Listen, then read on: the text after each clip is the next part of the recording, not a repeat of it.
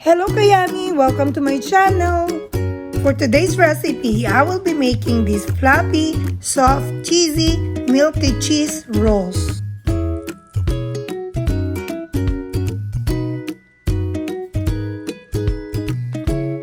Let's start by making Tangzhong Roux.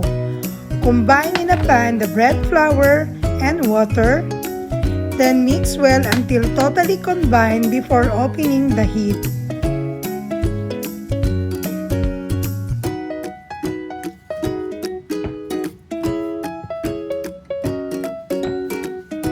Cook the water roux until thick but pourable slurry.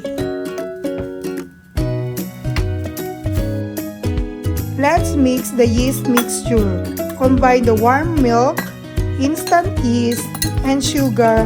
Mix and set aside until becomes foamy like a tip of beer.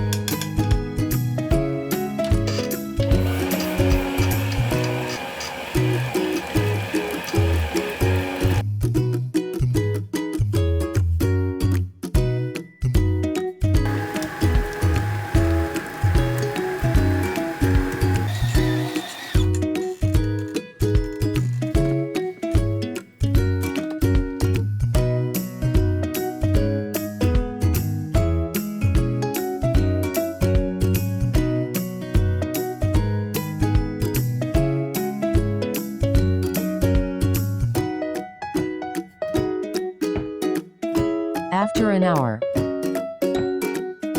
Punch the dough to release the gas, then add some flour to prevent from sticky while working the dough.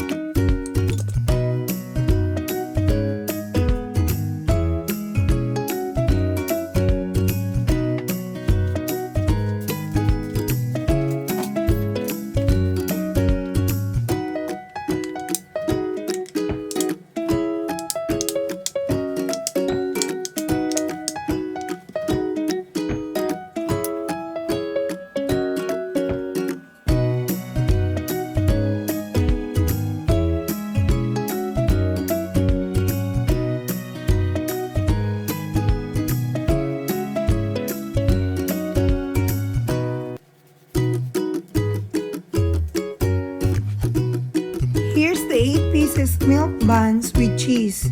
Set aside for 30 minutes. While waiting the milk buns to proof, I combine the sugar and powdered milk with the same amount.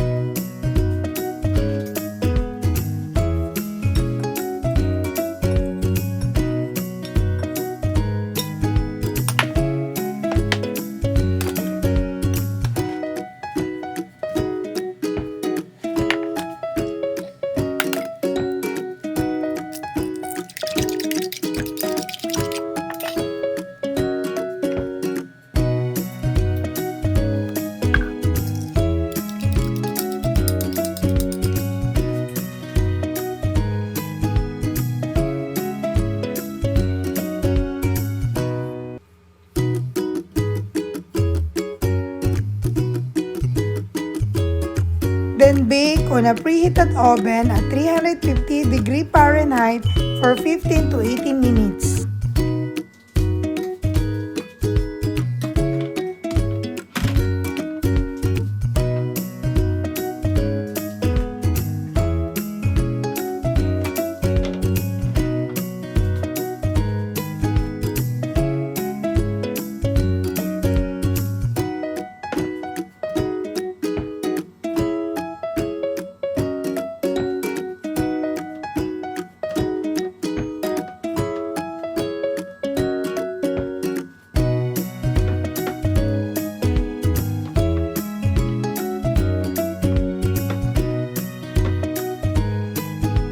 While the buns still warm, brush with soap and butter, then dip into powdered milk sugar mixtures.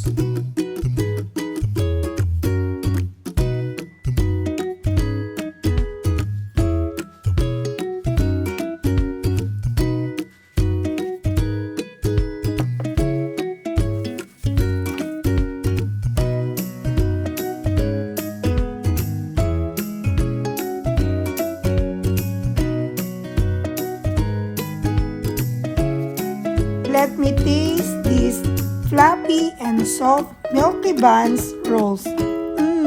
Yummy!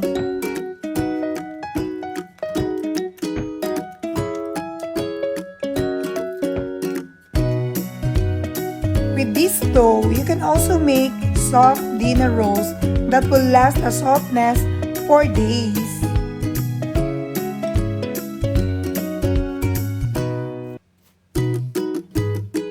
If you like this video, don't forget to press the like button, write a comment, and please consider to subscribe. Thanks for watching. Take care and bye!